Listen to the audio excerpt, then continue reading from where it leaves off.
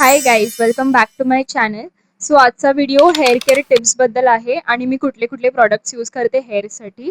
So let start with it. सर्वात आधी मी माझ्या हेअर टाईपबद्दल आणि व्हॉल्यूमबद्दल बोलते. So this is my hair volume. खूप चांगला व्हॉल्यूम आहे, टचवूड, नॅचरली माझ्या केसांचा. आणि मी काय अजूनपर्यंत तरी मी कुठलेच ट्रीटमेंट्स वगैरे केले नाही आहेत आणि कलरसुद्धा नाही केला आहे. माझे नॅचरली हेअर जेट ब्लॅक आहेत आणि मी तेल तर मी मध्ये लॉकडाऊनमध्ये खूप काही एक्सपेरिमेंट करून बघितले, but now I am back to the OG Parachute. आणि ते पण I will be very honest, मी असं नाही सांगणार की मी कन्सिस्टंटली ऑइल करते वगैरे. मी 15 दिवसातून एकदा जेव्हा माझं मन करेल तेव्हा मी हेअर ऑइल लावते. आणि इट डिपेंड्स की जेव्हा मला असं वाटतं माझा स्कॅल्प थोडा फ्लेकी झाला आहे वगैरे, बिकॉज माझे हेअर नॅचरली खूप ऑइली आहेत. सो ते जे ऑइल सोडतात that is enough for me to wash my hair, because ती त्यांची नॅचरल हे असते. आणि जेव्हा मला असं वाटतं की आता खूप ड्राय झाला स्कॅल्प आणि खूप सारे फ्लेक्स होत आहेत, आपण जेव्हा असं खाजवतो तेव्हा आपल्याला जाणवतं की असं काहीतरी होतंय, केसात बदल होतो, तेव्हा मी ऑइल यूज करते.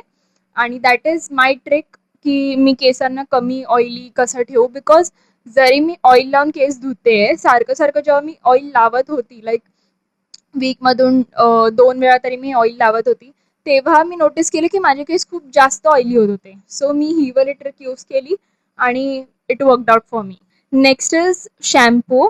मी खूप सारे शॅम्पू ट्राय केले आहेत, जसं की मी actually season wise shampoo change करत असते. आपण एकदा तो कोड क्रॅक केला ना की कसं केसांना हे म्हणजे त्यांची केअर करायची, तेव्हा आपल्याला कळतं की आपण कुठले कुठले प्रॉडक्ट्स यूज केले पाहिजेत. सो माझा आत्ता जो मी यूज करते दॅट इज ट्रेसिमे. मी ते फोटो अटॅच करेन. आणि मी ट्रेसिमे रेडवाला यूज करते स्मूथ आणि शायनी हेअरसाठी. Because volume is not my concern. My concern is की माझं स्कॅल्प ऑइली होतो. आणि त्याच्या आधी मी इथे अटॅच करते पर्पल कलरचा, मी लॉरियल पॅरिसचा वापरत होती. आणि त्याच्यासोबत ऑरेंज कलरचा आर्गन ऑइलवाला कंडिशनर यूज करत होती फॉर माय लेन्स, बिकॉज म्हणजे लॉंग हेअर आहेत. आणि त्याच्या आधी मी ॲम्वेचा पण ट्राय केलाय, तो पण मी इथे अटॅच करते. ॲम्वेचा पण खूप मस्त होता. इफ तुम्हाला तुमचा कन्सर्न डॅन्ड्रफ असेल तर नक्की ॲम्वे ट्राय करून बघा. डॅन्ड्रफसाठी मला खूप फरक पडलाय. मला युजली असा डॅन्ड्रफ होत नाही, बट जर झाला then that is a very good option. Next is serum. So hair सिरममध्ये मी ॲक्च्युली आधी काय जास्त वापरत नव्हती, बिकॉज मला कधी अशी ड्राय एंड्स किंवा असं फ्रीझी हेअरचा प्रॉब्लेम आलाच नव्हता. आणि एक लोकल ब्रँड आहे ऑलिव्हिया करून, आय डोंट नो, मी ते फोटो अटॅच करते, जास्त लोकांना माहिती नसेल.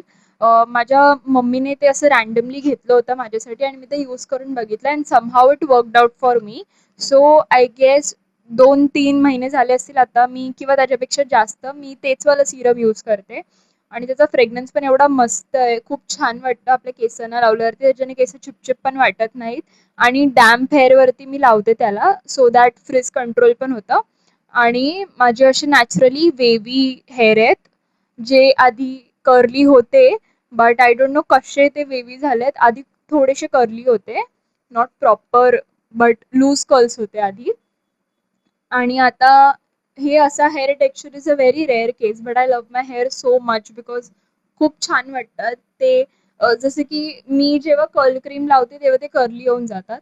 जर मी नॉर्मल जस्ट फणी वापरली आणि सिरम लावलाय तर ते स्ट्रेट वाटतात.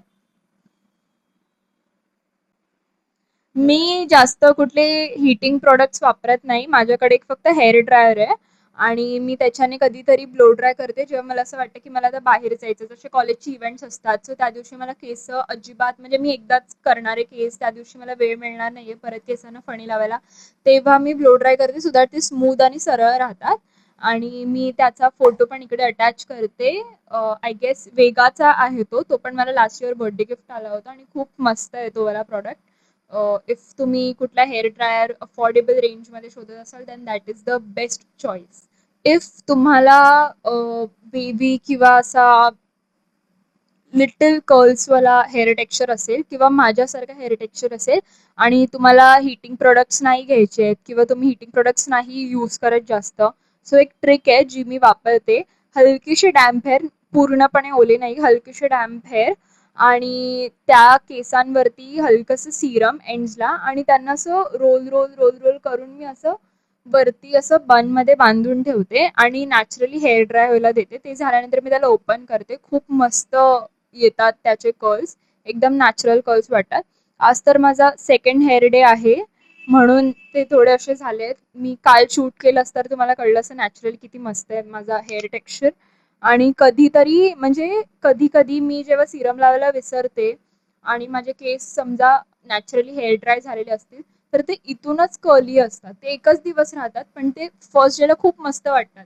सो समजा कधी असं आहे की मला कर्ली हेअर हवेत आणि मला असं तो लुक करायचा तर कर्ली हेअर छान वाटतील आणि मला बाहेर जायचं आहे, सो मी त्यात सेम डेला केस धुते किंवा 2 तास आधी केस धुते सो दॅट ते सुकेपर्यंत छान कर्ल्स राहतील. I am keeping this video short so that तुम्हाला काही क्वेश्चन्स असतील तर तुम्ही मला ह्या व्हिडिओच्या कमेंट सेक्शनमध्ये विचारू शकता.